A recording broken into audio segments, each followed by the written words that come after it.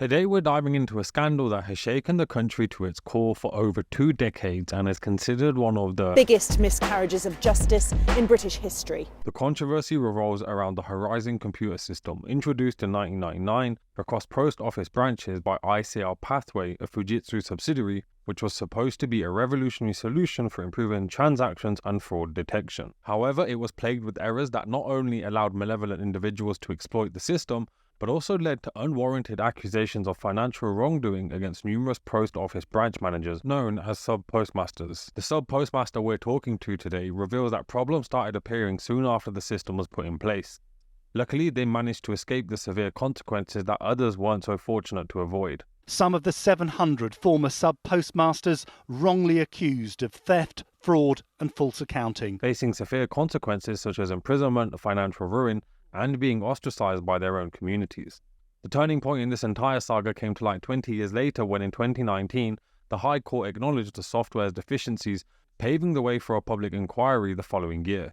By 2021, the UK Court of Appeal made a groundbreaking decision to overturn 39 convictions. And we suddenly realised that this was a very, very big scandal. However, it is the resurgence of public interest in the scandal, significantly driven by the ITV drama Mr. Bates versus the Post Office, that has truly thrust this issue back into the spotlight. I don't know if you saw the drama, but I thought it was just beautifully constructed. Driven by a strong desire to uncover and share the personal stories behind one of the country's biggest scandals, I visited this post office.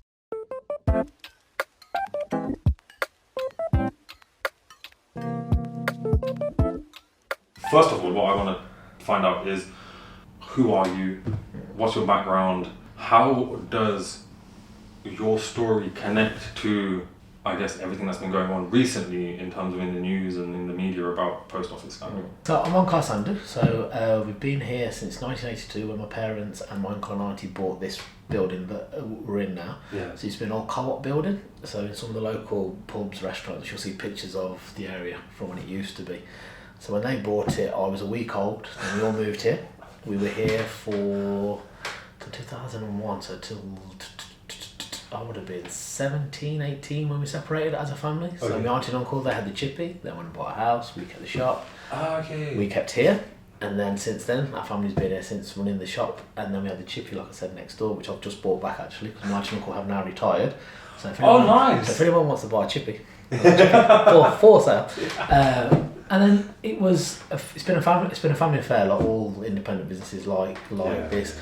Mum, dad, auntie and uncle ran it for most of the time. Then obviously when I was in 2001, mum and dad ran it with the staff, and then dad's health took a turn, so he asked me to come back and take over, which I happily did, and then since then we've been here since. So we had another shop in Derby as well, which my two brothers ran. That didn't go so well, so we sold that, moved on.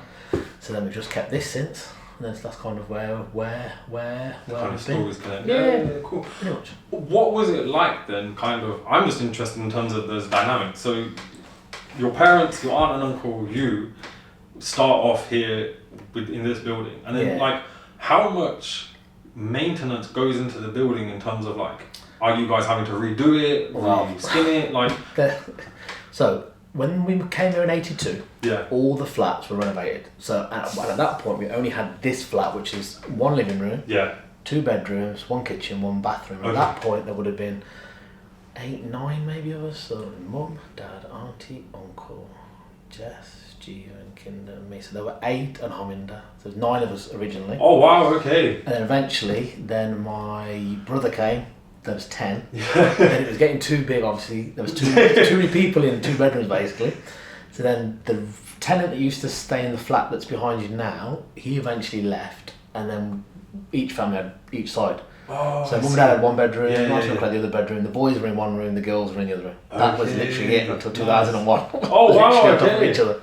Wow. Yeah, that must have been a lot of fun though, everyone growing here, going to school. We used to play, everyone. So that kind of the dynamic was good in the sense that obviously you said your cousins that were living with you, so that at the most there were 18, maybe 20 people in this house, sleeping, living, because my papa would come from India. And relatives would send their kids to come and work here in the school holidays.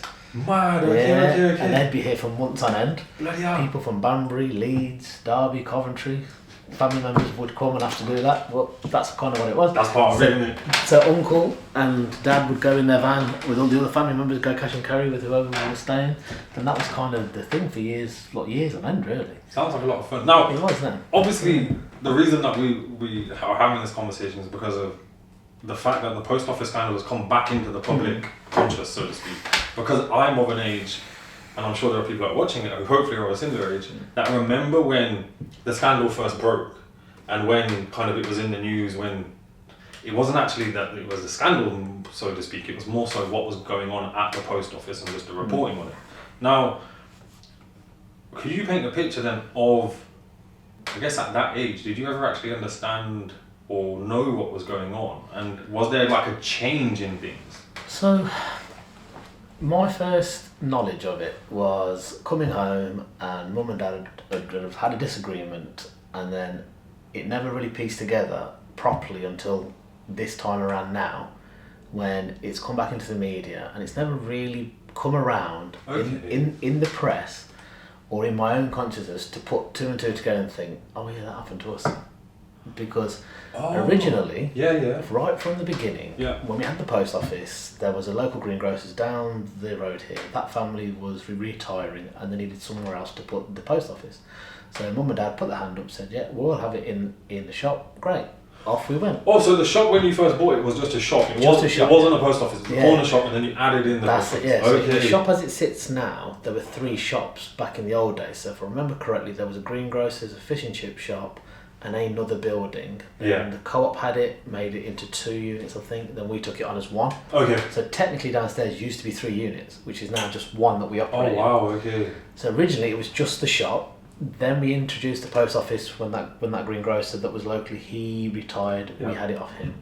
Initially there was no problems because it used to be an old-fashioned ledger, first class stamps, mail orders, whatever it was. That's how many you've got. That's how many you sold. That's how much it is. It was literally the old-fashioned pencil, rubber, in a book. There were never any issues in that sense. And then we went on to the first version of accounting software, which was an old MS-DOS based one. It was literally a carbon copy of what was in the ledger, was in that. On a computer. Without any issue. That ran for a few years. And then eventually when they introduced Horizon system here, I can remember there was... So originally there was a guy called Brian, who was an old Subpostmaster from God Was a Boy, because he was in the army originally. Then when he became a postmaster, then came and worked here because he was recommended by the post office. He's free, he wants a bit of part-time work. And why not? And then he came and he was sold to he was brilliant. So then he retired, and then we had another guy who was a foreman and a manager at the pits back in the old days. So then when he was over here, he was looking for work after he'd finished another job. Started to work here part-time also, Frank, absolutely brilliant. So these are 2 guys that you trust with your life, no issues whatsoever. And at this point, mum and dad had never ever left the shop unattended without one of us being here or locking up. These were the first people they trusted to lock the shop up with the staff while we all went to a wedding together for the first time. So in the old days, somebody had to stay at home while they all went out. Where they went to their parties, somebody would have to stay. These were the kind of pictures. These were the people that we first trusted to ever look after the shop for us. Ever. Okay, I see what you're someone always had to be here. So that's how much we trusted them. And it was reciprocal in the case that. So when Horizon was first introduced, you had week 1.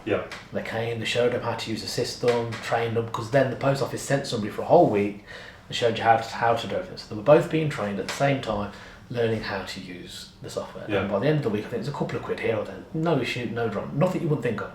That could happen on a normal day.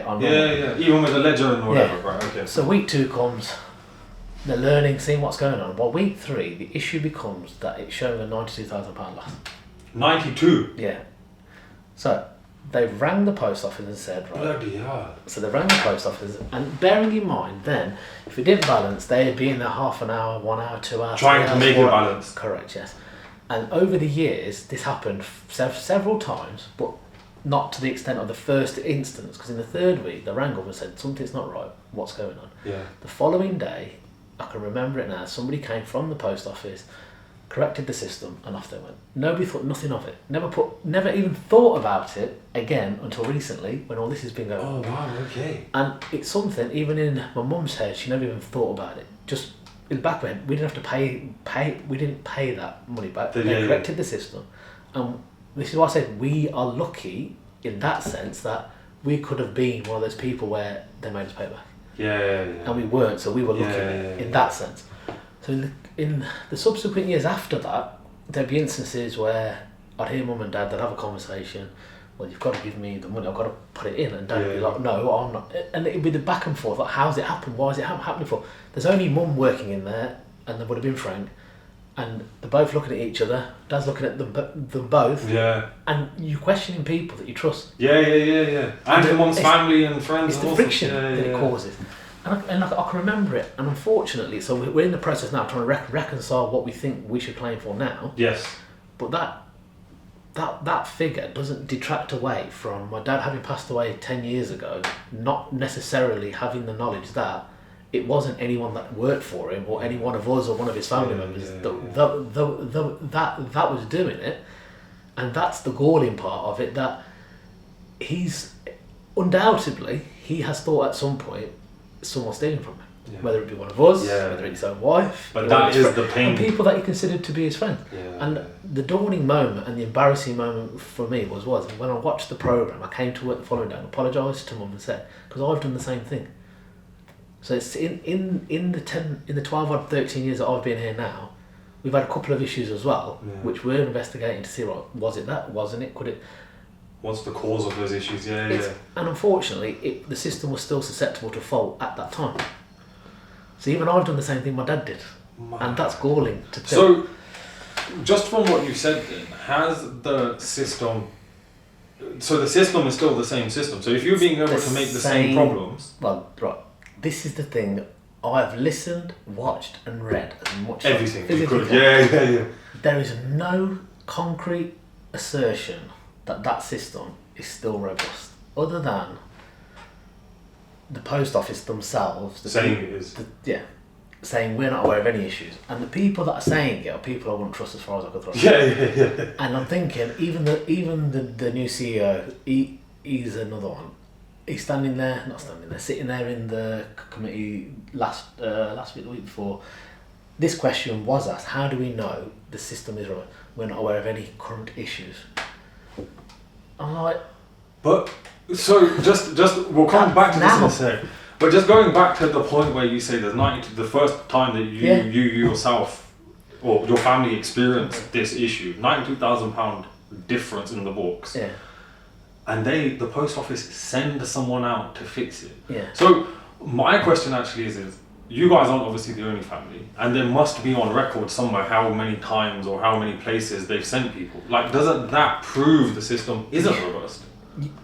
Well, eventually, yes. The issue you have is there's a pattern of individuals within the post office either now saying that they were instructed to do certain things and say certain things, and some of the things they were instructed to do was destroy evidence.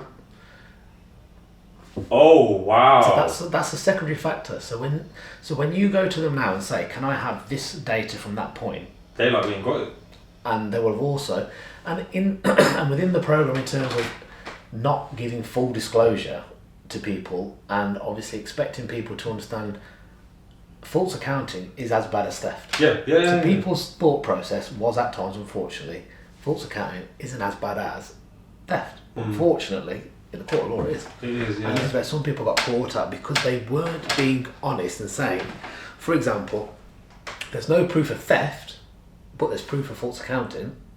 But then if you can't prove the theft, how can you prove the false accounting? Because you need to prove the money's gone, right? Which is what they ultimately went after people for. There was actually a lady who I'd been put in touch with in Birmingham who eventually backed out of having a conversation. But what was interesting in her situation was there was a lady who worked for her, and this is all in the public domain, and she was taken to court and all the rest of it, but there was a lady who worked for her who used the Horizon scandal as an excuse when she was basically shifting money into her own account. Now, how do you think those type of people who have seen those loopholes and kind of used them to their advantage, how do you think that's affected the way the rest of you guys who are actually innocent and have just been victim to a shitty computer system, how do you think that influences and impacts on the way you guys are then perceived by the post office or the public in general? There aren't many Yeah. documented instances of what you're talking about. Yeah. Because those people have kept quiet, shifted to one side and gone off. However, that does not mean they're not there. Yeah. The post office have said, and people do say, some people will unfortunately get convictions quashed now that shouldn't be. But how do you prove them? Correct. So there are people, unfortunately, employees that have used the scandal to their advantage in examples like you've just given. Yeah. And but this is where the post office have known about faults in the system and have not rectified them sufficiently enough to allow, whether it be a member of staff, branch manager, or whoever it is, to take advantage of the system still. Okay. But then the onus and the liability still falls on the postmaster. However, they've still prosecuted the postmasters, even when it's their staff that have taken advantage of the system. Oh wow. So I was talking to a Fed rep recently, and one of them was around this type of instance where the member of staff was blaming the system, saying because of what's going on, it's got to be the system. It's got to be that, yeah. And the post office and the branch manager have basically said, well, it can't be because obviously there's cameras and everything else, but it was that the person was being nefarious in what they were actually doing. But then it was it's going to become very difficult to tell the difference between somebody who's been honest and somebody who's doing it deliberately. Yeah. So I wouldn't envy being the person. No, agreed completely. That I can't disagree. Just going back to the first incident that you spoke about this £92,000, they send someone out, they fix the system, and it makes sense. Like, even if I put myself in your shoes at that point, you wouldn't bat an eyelid. You just think it's like as in when the boiler gets broken, you ring the guy and comes, fixes it, and he goes, right? You don't switch it back off again. Yeah. You wouldn't ever think twice. Now, do you think it was just luck that you guys happened to have someone be sent out by the post office and fix it? Yeah. Because pure luck. Yeah, because pure luck at the beginning, because when you've heard people from Fujitsu giving evidence and it stacks up that they knew from the beginning there were these issues, there was those issues, they could change things if they needed to, or somebody would come. That type of example is becoming more and more prevalent in people's evidence, where someone has said something and it's them being believed is part of the issue. And then now with more, and it's, I think the correct, I wouldn't say it's disappointing, but the lack of whistleblowers is concerning in the sense that people still feel afraid to come forward and say, right, this is what this line manager was telling us to do, this is how we did it, this is where we did it, and basically coming out and saying that we were told to do things and the people that were telling us to do it. And that's concerning, that people are still not coming out and saying specifically who told them to do what. Do you also think though that is because some of them, like going back to the fact that there were people who were aware there were loopholes, and that, like, I'm not saying all the whistleblowers are nefarious to a degree. What I'm saying is that considering how hot and volatile the situation is, and people were being convicted for essentially not having done anything wrong, like, who would ever in their right mind want to throw themselves into that? I understand from where you're saying, which is the whistleblower would help put it into context. I think the initial whistleblower eventually came forward when it became clearer that they'd have the protection of the court. And that's only recently. And I'm talking, I think it was 5 years ago or something. That person eventually went to court and said, right, this is what happened. It might have been a bit longer actually. And it's only in that time frame. Now, I'm talking about stuff that happened over 20 years ago. Yeah. From then, even up till now, there are very few or that have come forward. And even now, with the knowledge and the protections that are available to whistleblowers now, true. That's the disappointing part that I'm talking about. Because when I think there'll be an element of people feeling culpable and am I going to be blamed? There's going to be part of that. But then equally, there should be a part now where people say, right, so it's widely known what was going on, what was at fault, and now it's more of a question of getting the post office to admit what they've done. Because Fujitsu literally threw them under the bus. Well, Fujitsu came out, the guy said, this year, hands up. Yeah. they knew that we knew that they knew, they didn't tell you when they knew. Yeah. That's basically what it's Yeah. So Fujitsu have done something right. Yeah. However, admittedly 20 years too late. Yeah. The post office has still got that attitude that It's not us. it's not. I have experience of the current post office CEO. Yeah. So he used to be the CEO of NISA, who are our supplier for the shop. Cool, I understand, Right. okay. So when I see him talking, I know that he is slippery. Yeah. And unfortunately, he embodies all the bad behaviours that the post office have exhibited for decades in suppressing people, doing things at extremely slow pace. So he came in, made a token gesture with the first settlement, knowing full well it was underhand in the sense that it was far too small. Yeah. Hence why you've now got the subsequent claims going on Yeah. to increase the compensation. But the thing that he could and should have done is sped up the payment process and the claim process. And why is it so difficult for somebody to go into the post office, because there's only one shareholder, the government, and say, right, there's my USB stick, put everything on there, And let's go through it. and let's go for it. Yeah. No one's done that. No. Because, unfortunately, this is where the post office have been allowed to get away with it, because they know they've got the backing of the government's funding. They spent, I think the gentleman's name was Lee Cassater, I think they spent about £250,000-300,000 litigating his case to recover 25 grand. Because it's mining your taxpayer money they were using To get the 25 to get back. the 25 grand back. I see. And this is where, because they knew they had the weight and they had the might to suppress people, if they came to me and said, right, we're taking you to court, which technically something I said in the other podcast they probably could, but I'm not bothered, because the company that he worked for before sent me a letter and said, if you talk about this, we're going to take you to court. Not this specifically, something else. Yes. I said, well, you can take me to court. I've spoken about what's on record fact. Yeah. There's nothing nothing that I'm adding to this. I made an apology for one thing by naming two people who shouldn't have been named. Fair. But I held my hands up and we moved on. Yeah. But he lost his job. Says a lot. Exactly. Says a hell of a lot. Yeah. And he's there doing the same thing again, because it all came down to he didn't have permission to pay bonuses.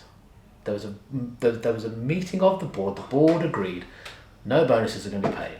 He went above the board, went to the chairman. They agreed between them. You can pay X, Y, Z, but in all the documentation, all the contracts, in all the agreements, you don't have the authority to do it. How? Now that man Go. got his bonus. Thank you very much. See you later. Did the same thing at the post office.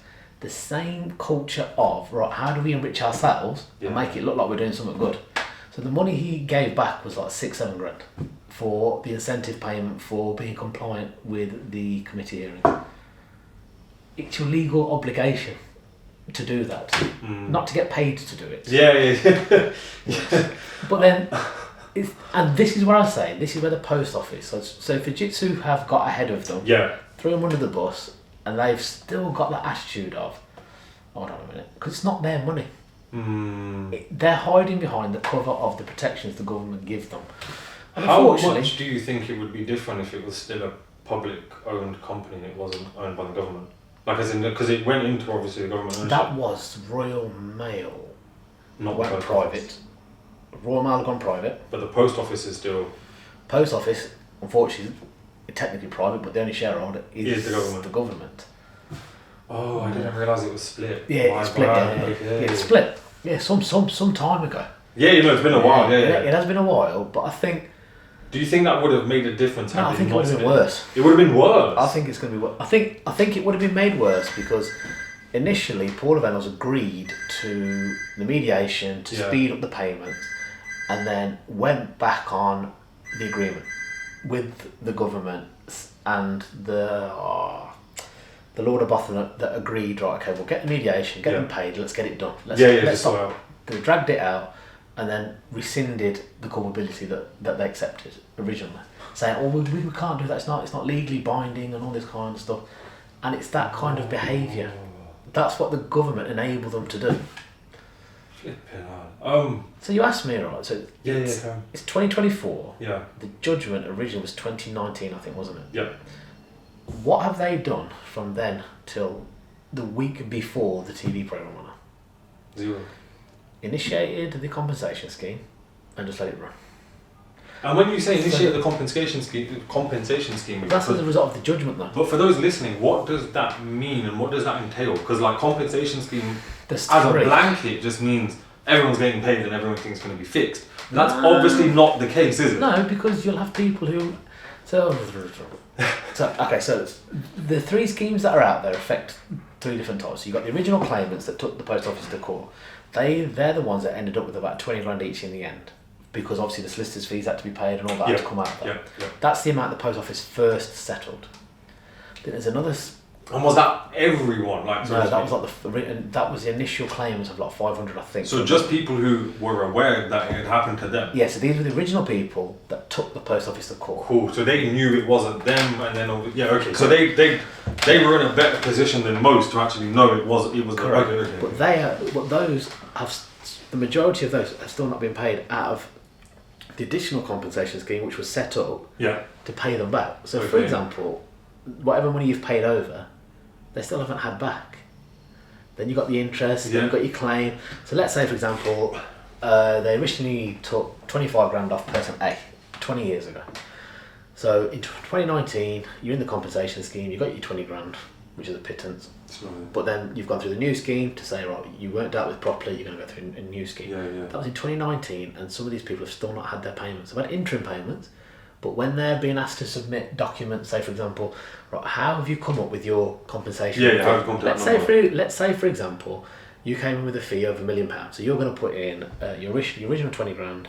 You're going to put in your interest. You're going to put in your earning potential that you've lost over those 20 years. You're going to put interest on all of that, on all of your consequential losses that you can think of. Let's say you get to. They want you to prove and document how you got to it on top of what you've already given them in black and white.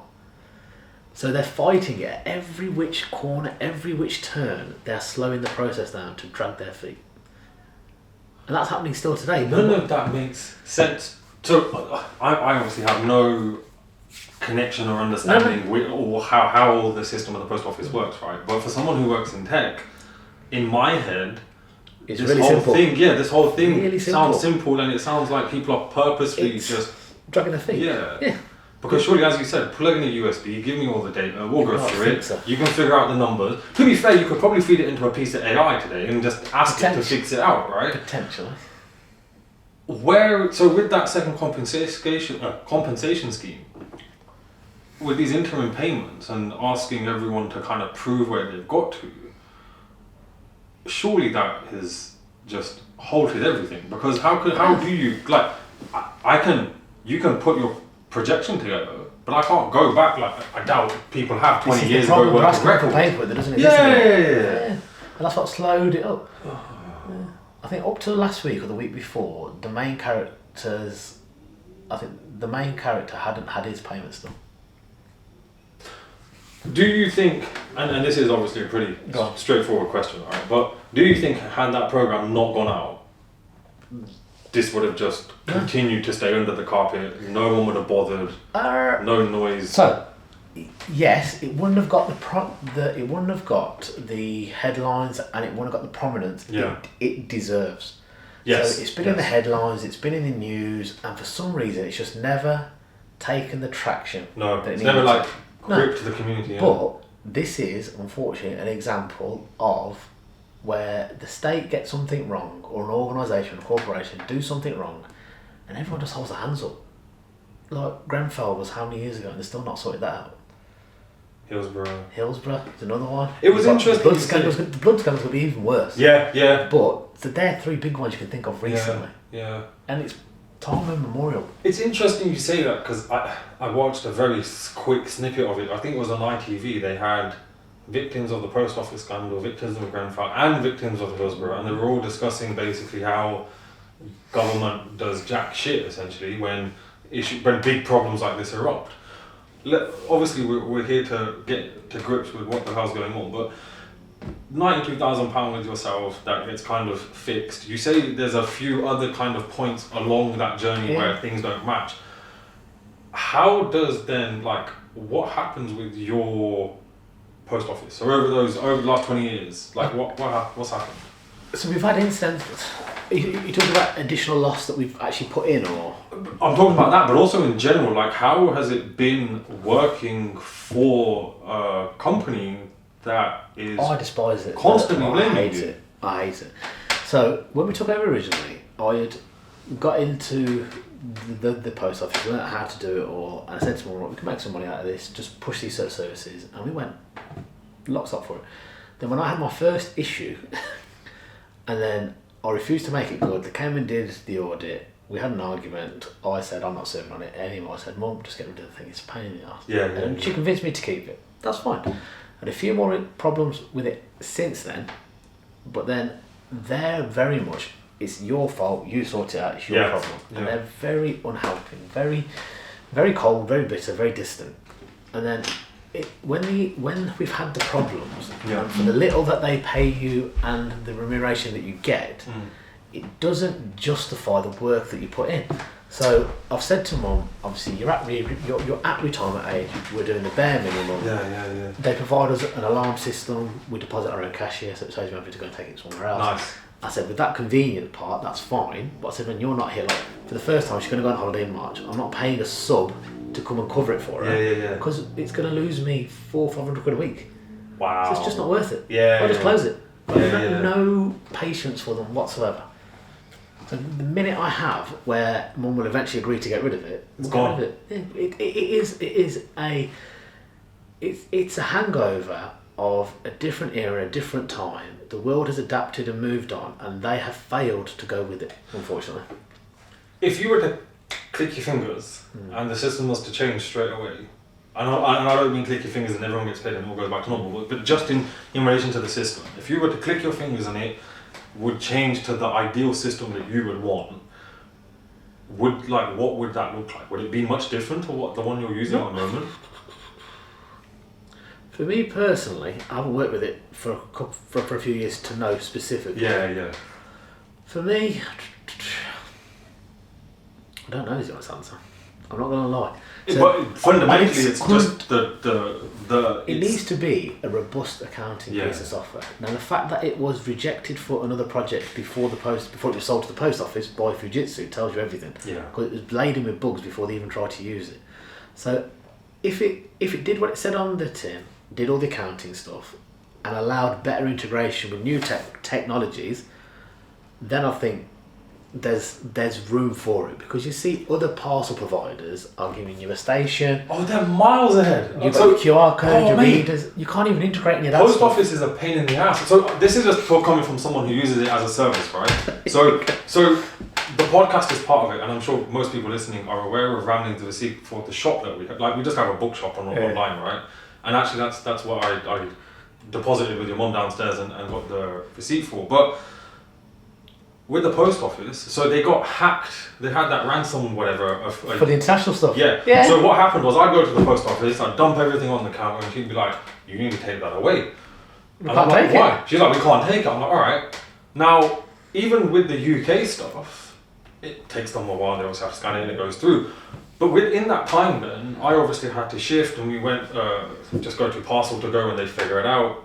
I've used every courier service you can think of, every UPS, FedEx, Blimmin, Royal Mail, this, that, the other.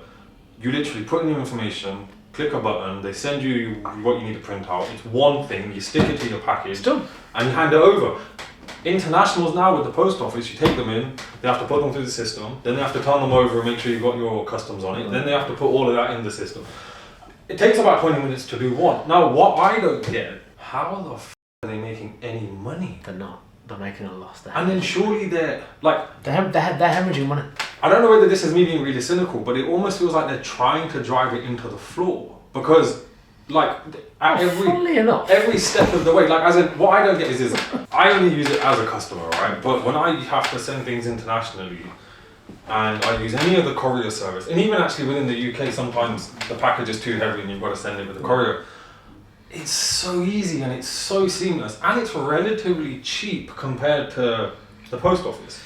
So what is going on? So one of the problems you've got is it's a business that has been subsidised by the taxpayer, time immemorial. It's been allowed to get to where it is, and the problem you have is the post office have a network where people haven't looked at it and thought, right, what can we actually do with the post office other than what we already do? So that's that's elements of where they've lost service after service. So for example, I think they used to do the fishing licenses, DVLA.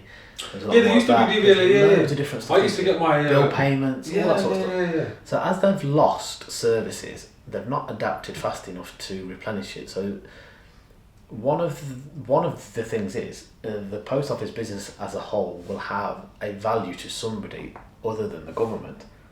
So one element is going to be, are they driving in a specific direction to enable a sale? That's a question. I see what you mean. Whereas what was done with Royal Mail was very similar. Yeah. And then off that you have to then look at the other providers of those services that Royal Mail offer and that the post office facilitate for them. At some point there's got to be a merging.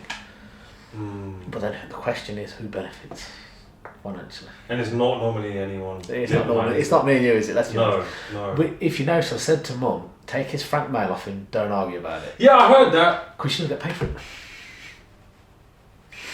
Oh, so you didn't get paid for Frank Mail? No. That's what I said, take it off him, don't argue with him. Oh, wow. As long as she would take it. Oh, wow. I never knew that. But okay, it makes sense because you pay and then the person. Exactly. Okay. It's stupid things like that. Like somebody came and deposited like £50 worth of ones and twos, and my mum said, "Who said you could do that?" And I accidentally said that, yeah, don't remove. So not realise it bloody bags of ones and twos. But we don't use that much copper, so it's took 25 minutes to earn 26p. Oh wow! Sorting all that out, processing it, bagging it up, sending it off.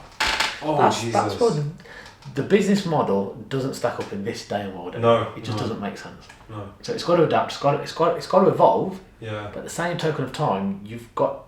It's all right sitting there saying that the postmasters are your biggest asset. Well, but you got to back them up as well and support them and help them, right? Just going back, then you spoke about those 3 compensation schemes, and we kind of got halfway through the second one. What was the third one, and what is kind of going on at the moment? The historic one. So this is where, for example, if you approach the person and say, "I believe I've been a victim of the system due to," so it's this historic shortfall scheme. Yeah. It's called. So what they'll say now is, put in all your information, put in your claim, we'll review it. Do we agree with it? Yes or no? So you need your evidence to say that. So in my yearly accounts for, say, I don't know, it's 24/14, we declared a loss with the post office of £14,000. So that's your record that you declared a loss of 14,000 as an example. Okay, so there's that 14 grand that person's going to claim for as an example. Or if you haven't got that evidence, you need something else. So they'll say, right, but surely, and this might just be my naivety, but every post office obviously has accounts, right?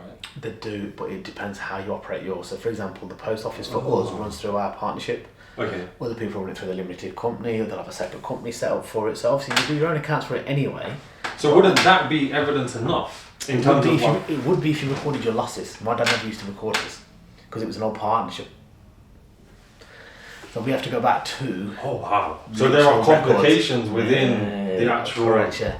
So within that, and there'll be examples. Even I say now, because I still don't believe it's a robust system now. There will be people that over the entire time will have microdosed their accounts since the beginning, and I'm talking over 20 years. So it was £100 short here, £200 short there. And when it's happening once every 18 months, if over 20 years people have been doing that, right, it's happened, we've checked, if you've got no staff, you're the only person that's served, either you've made an error or it is what it is.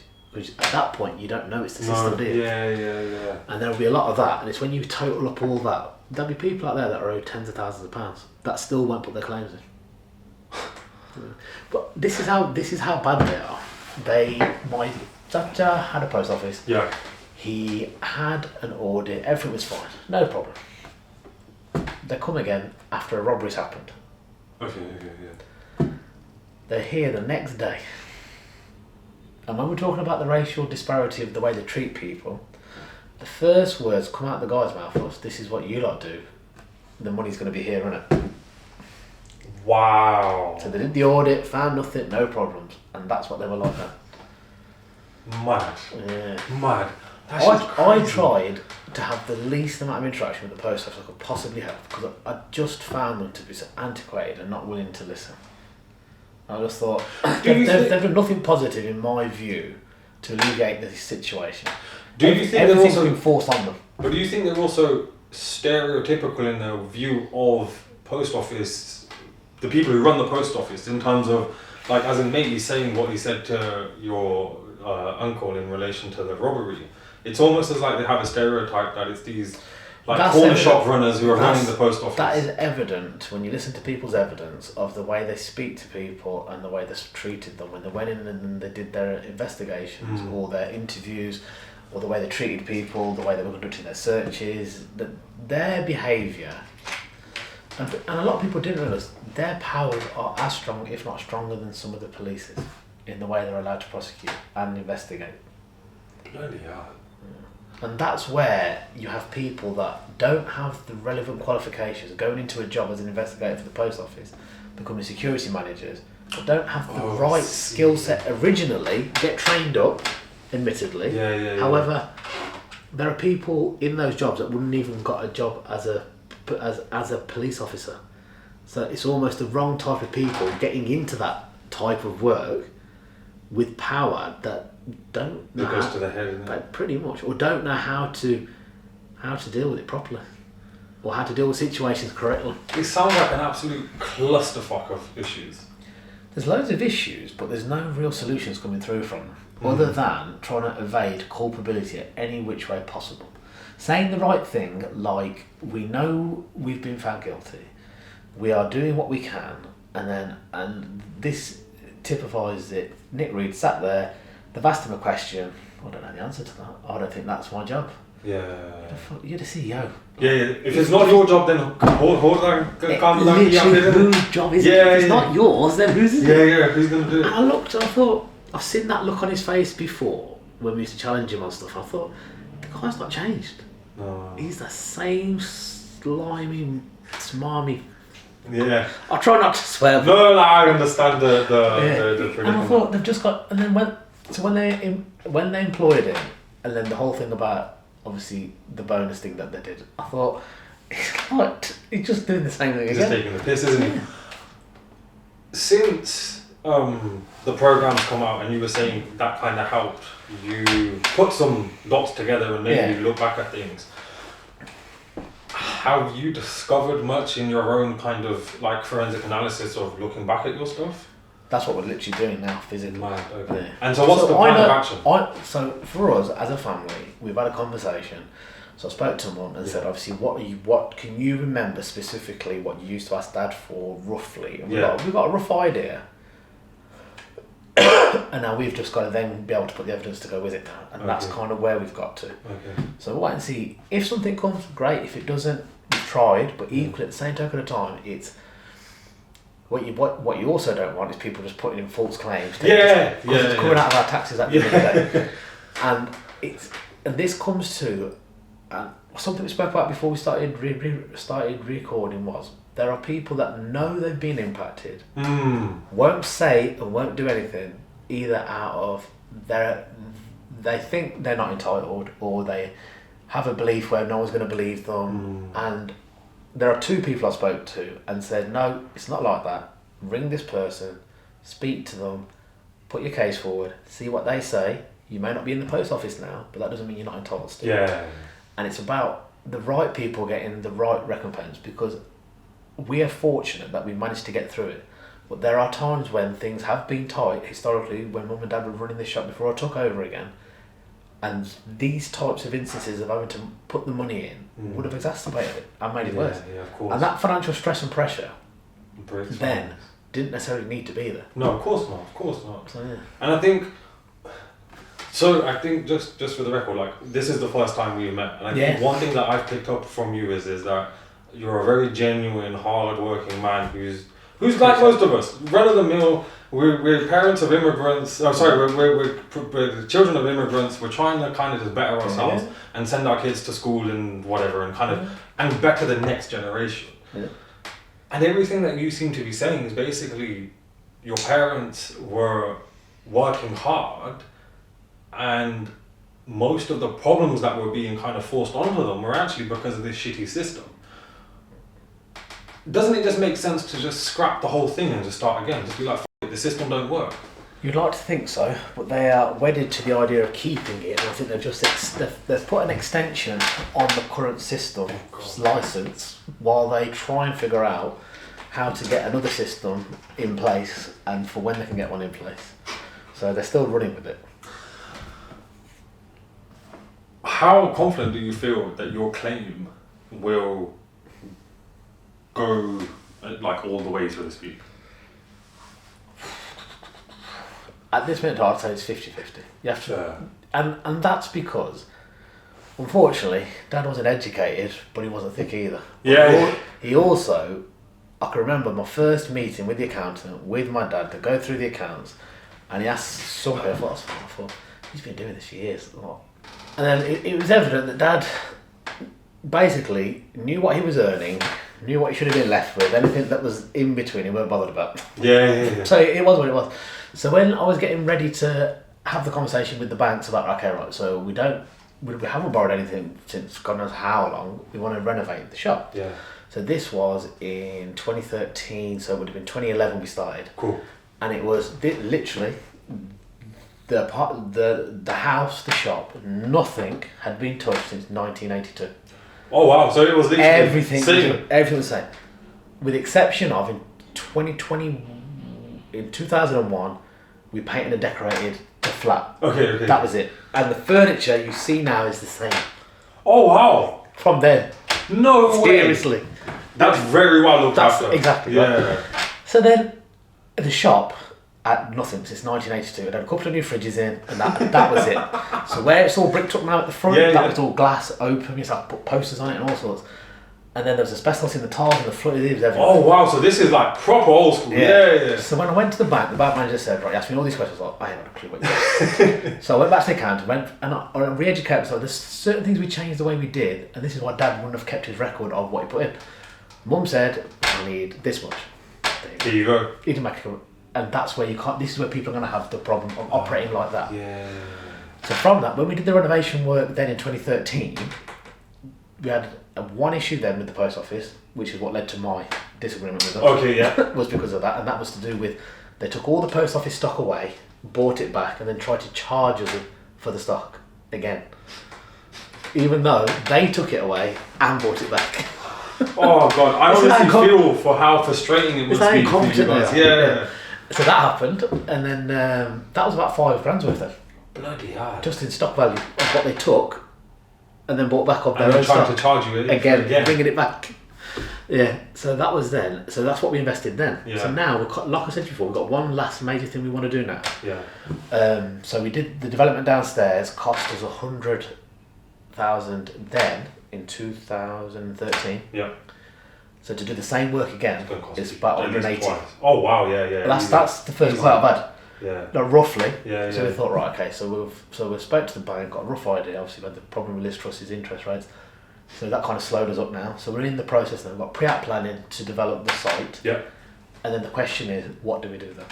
Do we just build all the flats that we can get planning for? Yeah.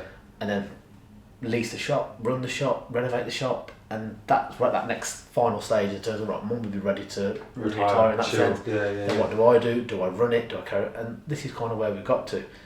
In terms of that's where the whole account side of the argument was coming in and understanding it all. But now I know where we need to get to and how to do it all. Yeah. I haven't had the conversation with the banks. I know what they're going to say based on our accounts currently, because obviously the interest rates have took out all that headroom. So we go again, you see, on that side. So that's where the next set of investment will potentially be in the next couple of years. Bloody hell. Yeah. It's a long, hard one. Yeah. Let's say you guys get the shop renovated. I don't know. Let's say you make these into flats. Your mom gets to retire. You guys can live off the rental income, and you lease the shop or sell the shop to someone else. How would you feel at that point, getting rid of the shop after it being in the family since 1982, And actually, it's probably, I think, for you, part and parcel of who you are, because you were born into it, you've lived it, you've seen your parents go through it, you've come into it. I had this conversation with my friend earlier, just literally about Yeah. the business development side of stuff, because he's just reinvesting in his business. Yeah. And he was thinking about, obviously, I need to do this, and he said, so just do all your development stuff first. Yeah. Then come to me, we'll have a chat. I'll show you what we've done, what we're going to do. If you can get your capital or you can get your equity out and invest it and get yourself some passive income, that'd be great for you. But this is how we're going to do ours, and you might be able to do the same thing. And while we were having that conversation, I was sat and I spoke to 3 customers I haven't seen for ages. Yeah. And that's the bit I'll miss. It's Speaking to people. It's just the always people, isn't it? Yeah, the community. Yeah, that's what it's about. Like, we do a lot for we do a lot for charity, a lot for community. The stuff I didn't realise my dad did until he passed away. Yeah, and then people come up to you and they're like, "Oh, your dad did this for me," and all that sort of stuff. So we've carried all that stuff on anyway. Yeah. And we're lucky that with the shop we get access to a charity fund. We've just give, I think this year already we give about $3,500 out in grants through the charity scheme. Nice. But it's stuff we're able to do through the business. Yeah. I'll miss being able to do that, but I want to still. Yeah, the headache can definitely go for 100%. But in terms of what it's allowed us to do as a family, what it's allowed my family to do, we've had a good life out of it. I'm not going to lie. Yeah. We've been fortunate, but the thing that I take most from it is how many people we've managed to help along the way as well. Not just us being able to earn from it, it's what we've been able to do for other people as well. It's not just feeding yourself, you're feeding everyone along the way that comes through. Pretty much, yeah. That's it. Yeah. I'll tell you what, COVID was a good example, and I said to somebody, one of the problems you've got is all these hooray Henrys have come along, willing to help and do stuff. It's great. All the help they're going to give you. Yeah. I said the ones that stay afterwards, Yeah. when they all go back to work, Yeah. they're the ones that the genuine ones. The problem is there were too many people there with their phones out, taking a picture and video, let me drop off this parcel. Yeah. I was like, I ain't got time for them idiots, man. They do your head in. They're the ones you don't want to help. Yeah. The ones you want to help are the ones that are the genuine ones. Yeah, you're just doing it for the sake of it, right? And that's the kind of stuff. Maybe it enables me to do more volunteer stuff. Great. It's Yeah. good. Like when I said to, well, like my wife said, so what? This is hypothetical. Like if it does, Work out. yeah.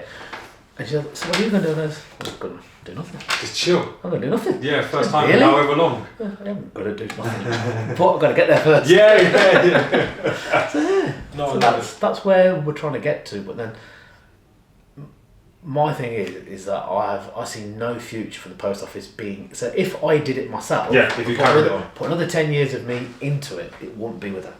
It would just be the shop as its own. The shop, any other additional service that I needed, I just wouldn't work with them. them. It Fair. just makes no financial sense Fair. at all. No, It's a real touche. shame. You spoke about earlier how your father passed away not knowing what we are now fortunate to be aware of, right? What do you... This is quite a personal question, I guess, in some sense, but what do you wish your dad knew before he passed away that would have helped you think, yeah, I'm glad he knew that? Just knowing. Just knowing that it Literally. wasn't anything to do with it. Yeah, that's it. Because he was a man of faith, Yeah. and then he was very religious towards the end, the last 15, 20 years of his life. And he'd always had faith before that, but he drank, ate meat, all that sort of stuff. Yeah.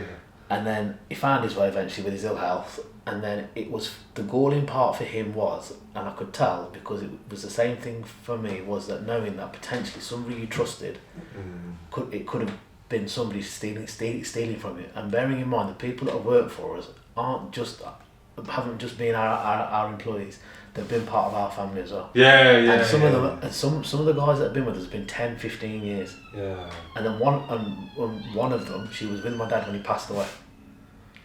And it's that type of connection when you're thinking, right, to have thought potentially bad of those people and then not knowing that it wasn't that person or those people, that's the galling part of it. And mine is just one example. There are 2 people who didn't survive that I'm aware of, or 3 I think now, that didn't survive to see their convictions quashed. Oh my God. And then these are the people that you're really feeling for. Ours is, like I say, a lucky story that we didn't get thumped all the way through. Let's say, for argument's sake, that £92,000 wasn't like that person. Oh, it would have been ruined. That would have been it. Game over. It would have been ruined. Fair. 100%. So you're talking back then in the late to early 2000s. So I'm thinking, that would have ruined us. It'd be what? Like No ifs or buts. £250,000, around 200 grand these And the days? rest. Yeah? It would have completely ruined us. Fucking hell. Yeah. How then, and this is just more out of personal interest, is how have then some of these post offices that have been kind of like, so obviously yours got fixed or whatever, for those who haven't and then they've been given these massive fines or charges, how have they managed to actually deal with them? Well, so from the people that I'm aware of, reading all that sort of stuff, they've either borrowed, used their wages from their other income. Yeah. If say they had a shop, they took it from the shop till. I see what you mean. Yeah. Basically, borrowed money from friends, family, remortgaged, took out loans. So it would have crushed them financially, irrespective of the ability to pay for it. And the worst thing is when you sit down and you're having a conversation with them, they lay it on thick. Yeah. It's your fault, it's your liability, you've got to pay it. If you don't do it, this will happen to you, we can do this, we can do that. I see. Yeah, they put it on heavy. And the stupid thing was, right, and I'm aware of someone that paid back a sum of money, and then I can remember him saying, like, he was shocked I paid it back. I was like, what? He's like, yeah. I could hear it in his voice. That, like, I was like, and then when you're reading the statistics about their targeted percentage for recovery, in this modern day, we'd think it's quite low. Yeah. But the way they were pursuing people, you'd think it'd be a lot higher. Yeah. That was Something is fishy. Yeah. Mad. Okay. Imagine getting paid a bonus for getting back money that the post office thinks it's lost. So how's that going to influence the way you investigate and pursue a case? I would love to talk to someone who was in that position, because there has to be a point where you ethically realise that you're clawing money back that the post office isn't owned. Because there's no, I'm sorry, after the first person, say if I was new to the job, first person I spoke to said, it's not me, I'd be, maybe. Second, third, fourth, fifth, sixth, 12th. This is where that line is happening to nobody else, it's only you. This is what they used to say to people. Now, and it's not, in today's day and age, everything is so instantly accessible, it's impossible to do that. see, none of these people have come forward as whistleblowers, or even when they've given their evidence, they've been extremely scant with their evidence. So one of the investigators last week actually said, I think he still did it. Last week, he said, I think he still did that. He said, I still think he's at fault. This is what the guy said in his cross-examination last week, or whatever you want to call it. Said, I apologise for what's gone on and all the rest of it, but I still think you're guilty. And when you've got people like that with that mentality, today, knowing what they're supposed to know, and knowing what they did know, coming out with lines like that, that's what you got. It's endemic with them. I can't help but in my head draw parallels with this and Brexit, to the point of it's kind of like, it's not our fault, like in terms of it's the government, like we told you this is going to be great, it is great, shut up and accept it. Yeah. And it feels like that same type of attitude is in the post office, in terms of it's not our fault, shut up, accept it, deal with it yourself. So if I can put you in touch with a fed rep that's retired, Sure. and the analogy was that the problem is the post office needed the system because they were susceptible to nefarious people doing certain scams. And traceability and record keeping was very difficult for them unless they physically went and visited site or branch. And if somebody had 3 or 4 sites, they could move stock around and move cash around. Easy. So the idea of the Horizon system was to make the auditing process a lot simplistic, a lot easier. And the problem was they relied on it so much without interrogating it that they thought you were guilty before they even walked in the door. They'd have all your audit trail of all your key presses and everything. Well, she must have done something wrong. It's not here, then where is it? Because they were so used to having had their pants pulled down for years that they just assumed everybody was guilty. I see what you mean. So the money they were losing hand over fist in terms of negligence, robberies, scams, whatever it was, they were trying to recover as much as possible. From this new... Because thinking on the back foot, it's always the postmaster's fault. Yeah. And that's where that mentality is. Bloody hell. I'll tell you. Yeah, go on, account. Really anecdotal. So we had an audit a few years ago. Yeah. The lady that did the audit ended up coming back to do relief work for us as a relief postmaster. Lovely lady. Sold to the earth. Lovely. But they're few and far between. Yeah, I can well imagine, especially in what you've discussed. We've spoken for about an hour, and I have to obviously just say thank you for your time. I appreciate it. And the ability to dive into this in so much depth.